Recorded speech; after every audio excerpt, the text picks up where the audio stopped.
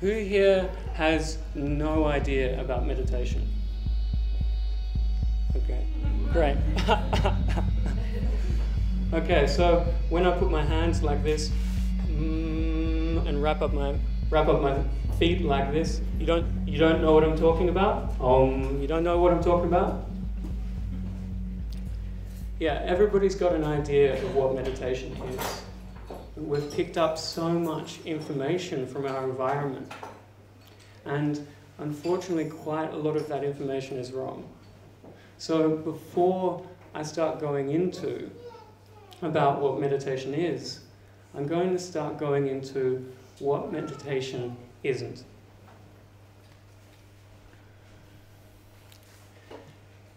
Meditation has a history of misunderstanding, and it's not just a modern problem. The myths of meditation. Every time meditation comes into a new culture, these myths arise. And the first myth is that meditation is thoughtlessness, that meditation is no thoughts. The first noting I can see of this is about 1,500 years ago in ancient India. And at this time, the Indians knew that meditation required thoughts to be effective. And the Chinese, at this time, had recently been introduced to meditation. And they caught the bug. They caught the meditation is no thoughts bug. And in the middle, we have Tibet. And Tibet didn't really know what was going on at the time. So they held a debate. And between the Indians and the Chinese. The debate lasted for 5 days. And at a particularly heated point in the debate, an Indian speaker by the name of Kamasila said the following: "There's a particular place, a kind of hell, for heterodox yogis who erroneously believe that meditation is not thinking. That place is the realm of beings without minds, who, after death, spend 500 eons as mindless, drooling zombies." Wow, that was a pretty big burn. 2 days after that, the debate was done, and the Indians won. And we have Tibetan Buddhism as we have it today, that meditation is thoughts are a very important part of meditation, a part of how meditation makes sense. How meditation is logical and rational. It's part of the mechanics of how meditation works. And the second myth that arises is that meditation is easy. Meditation is easy to do, but it's very hard to understand. You can learn meditation in 10 seconds. You can learn it in Vogue or Dolly magazine or any number of blogs that are suddenly popping up.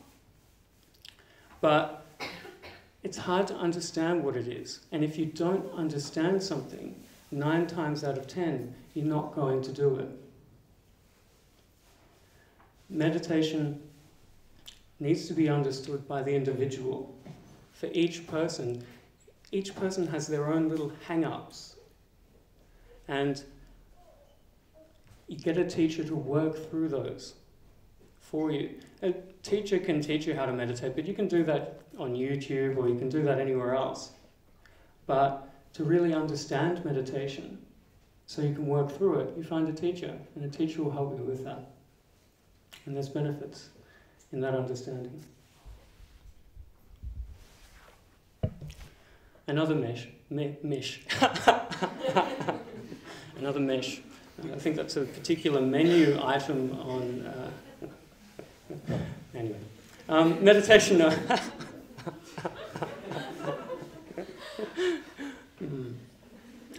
Sahara.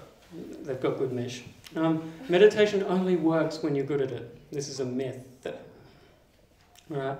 If you're going to be casually meditating, if you're going to be meditating 10 minutes a day, you'll be fine.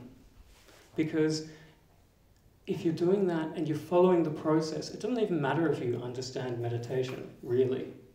What you're going to find is that you're going to have deep rest. And even if you have, and when you have deep rest, you're going to have a reduction in stress. And this is so important, and this is so beautiful to know that those of you out there who think that your minds are just running constantly and you could never get them to stop, well, great, meditation is no thoughts. And no matter what you do in meditation, you're going to come out the other side feeling better, clearer, more ready to take on the day.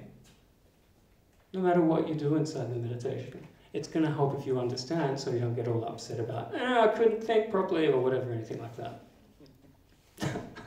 None of you sound like that. That's a little whiny, but... Alright, good. So, here we are, myth number 4. Meditation means you have to find the perfect place to meditate. That you have to make a mood of meditation. In front of a waterfall with incense and a unicorn trotting around and somebody stroking your hair and playing the lute. Sick. Students of mine meditate in Bergheim. And although sometimes that might seem the same, it's noisy and it's crazy and it's wild.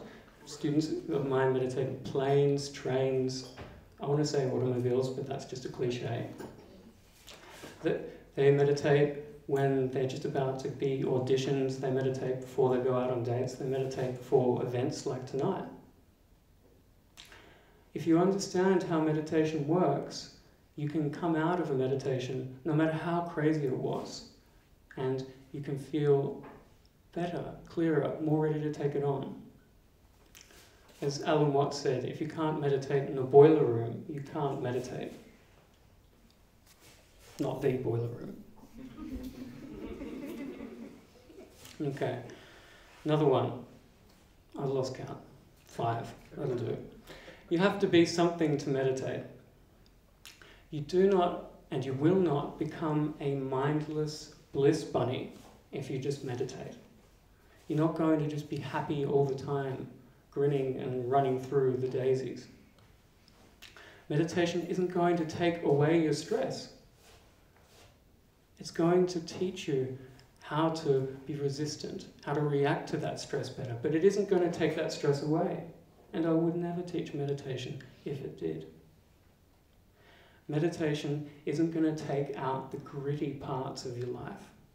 It isn't going to stop you from falling down sometimes. Once again, I wouldn't teach it if it did. But meditation will help you move from one gritty section in your life to another one faster. So you're not having the same problems over and over again, because that's boring. It's boring for you and it's boring for everybody else. Meditation will help you move through those things more. Easier. Now that we've kind of got an idea of what meditation is, and we can talk a little about what it is. A few years ago, I was being interviewed for radio, and the questions by the radio host were all laid out. They were there ready for me. I knew what I was going to answer to those questions. I was ready. But the DJ, the host, brought in a few of his own questions. And they took me by surprise. They were unexpected. And that one question was, what is meditation? It threw me off. Nobody had ever asked me that before. Because meditation is a blanket term. Just like art or sport, it covers a whole range of experiences. Like sport can be bowling or boxing. Meditation can be anything from singing to not singing, from focusing to not focusing at all. It can be so many things. How are you supposed to sum that all up in one go? So I thought for a moment.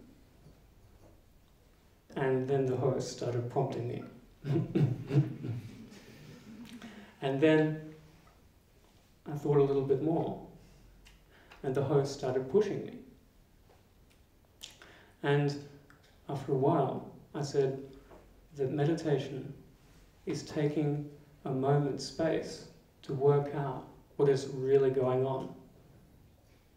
And what was really going on at that moment was that the radio show wasn't live. It was going to be edited.